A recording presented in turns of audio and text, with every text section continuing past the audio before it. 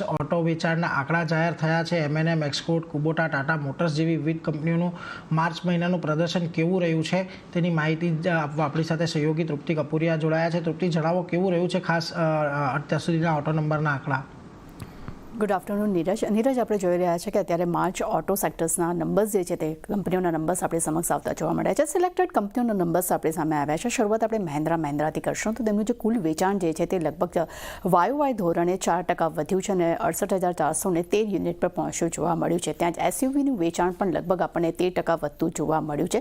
Tractor વેચાણ પર નજર કરીએ તો ત્યાં આપણને લગભગ 26%નો ઘટાડો જોવા મળ્યો છે અને YoY ધોરણે આ આંકડો જે છે તે 26,024 યુનિટ પર આવતો જોવા મળ્યો છે. ત્યાં 3 વ્હીલર વેચાણની અગર વાત કરશું ત્યાં પણ આપણને 7%નો ઘટાડો જોવા મળ્યો છે અને ખાસ કરીને અગર કમર્શિયલ વેચાણની વાત કરીએ તો ત્યાં લગભગ આપણને 6%નો ઘટાડો જોવા મળ્યો છે. YoY ધોરણે આ આંકડો આપણને 20,913 યુનિટ પર આવતો જોવા મળ્યો છે. ત્યાં એસ્કોર્ટ કુબોટાની વાત કરશું તો તેનું પણ માર્ચ ઓટોના આંકડા પર નજર કરીએ ત્યાં પણ ટ્રેક્ટર વેચાણમાં આપણને ઘટાડો જોવા મળ્યો છે. લગભગ 17% તે ઘટીને 8,587 યુનિટ પર આપણને જોવા મળ્યો છે અને તેનું જે એક્સપોર્ટ જે છે તે પણ આપણને ઘટતું જોવા મળ્યું છે. ત્યાં પણ લગભગ આપણને 25%નો આપણને ઘટાડો જોવા મળ્યો છે.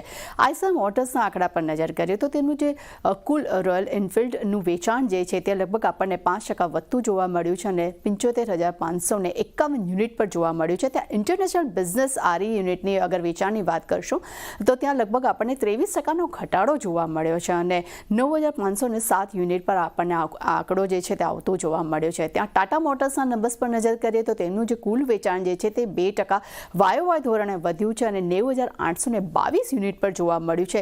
ત્યાં તેના EV વેચાણ પર નજર કરીએ ત્યાં પણ આપણે લગભગ 4%નો આપણને ઉછાળો જોવા મળ્યો છે અને 6,738 યુનિટ પર આપણને આંકડો આવતો જોવા મળ્યો છે.